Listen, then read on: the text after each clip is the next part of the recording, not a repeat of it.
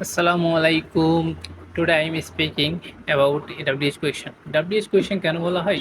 দেখুন খেয়াল করে এখানে যে কয়টা ওয়ার্ড আছে হয় W দিয়ে শুরু না হয় S দিয়ে শুরু, যার কারণে আমরা এটাকে WH question বলতে পারি।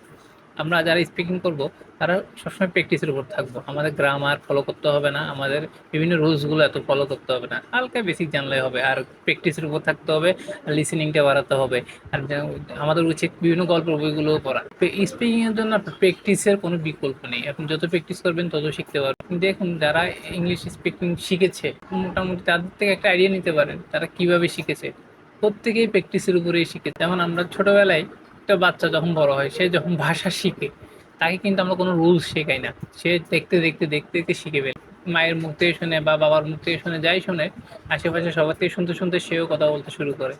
তার কোনো রুলস জানা লাগে না, তার কোনো, সেই প্র্যাকটিসের উপর থাকে, ডে বাই ডে সে ইমপ্রুভ করে। ইংলিশ স্পিকিংটাও একটা ল্যাঙ্গুয়েজ, এটাও সেম, এইভাবেই আমাদের করতে হবে।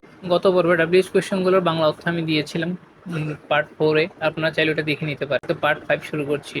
আমি সিম্পলি পড়ছি, পর ফ্লুয়েন্টলি কীভাবে পড়তে হয় সেটা দেখিয়ে দিচ্ছি। হোয়াট আই ইট, আমি কী খাই। হোয়ার আই ইট, আমি কোথায় খাই। হোয়েন আই ইট, আমরা কখন খাই। হাউ আই ইট, আমি কীভাবে খাই। হু ইটস, কে খাই।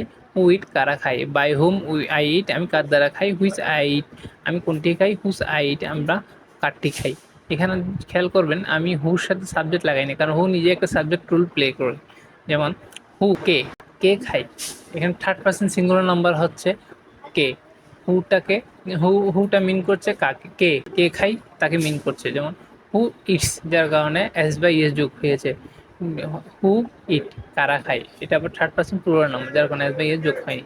আপনার এটা মাথায় রাখবেন। কীভাবে ফ্লুয়েন্টলি পড়তে হবে সেটা দেখাচ্ছি। হোয়াট আই ইট, আমি কী খাই। হয় রাইট, আমরা কোথায় খাই। হয় নো ইট, আমি খাই। হাউ আই ইট, আমি কীভাবে খাই। হু ইটস, কে খাই। হু ইট, কারা খাই। বাই হোম আই ইট, আমি কার দ্বারা খাই। হুইচ আই ইট, আমি কোনটি খাই। হুস আই ইট, আমি কারটি খাই। এভাবে করে পড়বেন। এখন উই দিয়ে একবার পড়বেন। হোয়াট উই ইট, আমরা কী খাই। হয় উই ইট, আমরা কোথায় খাই। হয় উই ইট, আমরা কখন খাই। হাউ উই ইট, আমরা কীভাবে খাই। হু ইটস, কে খাই। হু ইট, কারা খাই। বাই হোম উই ইট, আমরা কার দ্বারা খাই। Which I eat, which we eat, আমরা কোনটি খাই। হুস উই ইট, আমরা কারটি খাই। হোয়াট হি ইট, সে কী খাই। হয় হি ইট, সে কোথায় খাই। হয় হি ইট, সে কখন খাই। হাউ হি ইট, সে কীভাবে খাই। হু ইটস, কে খাই। হু ইট, কারা খাই। বাই হোম হি ইটস, সে কার দ্বারা খাই। হুইচ হি ইট, সে কোনটি খাই। হুস হি ইট, সে কারটি খাই। এভাবে করে বাকি প্রনাউনগুলো দিয়েও প্র্যাকটিস করবেন এবং ইটের জায়গায় ভার্ব চেঞ্জ করবেন। বিভিন্ন choose, catch, burn, build, do, dream, drink, drive, eat, fall, feel, fight, এই টাইপসের বিভিন্ন ভার্ব আছে, ভার্বগুলো একটা ইউজ করবেন। ইনশাল্লাহ পার্ট 6 নিয়ে আসবো, তাদের সাথে দেখা হবে আবার। প্রয়োজনে আগের ভিডিওগুলো আপনারা দেখে নেবেন, আর আমার চ্যানেলটা সাবস্ক্রাইব করবেন, লাইক করবেন। ফেসবুক থেকে যারা দেখে থাকেন তারা ফলো দিয়ে সাথে থাকবেন। আল্লাহ হাফেজ।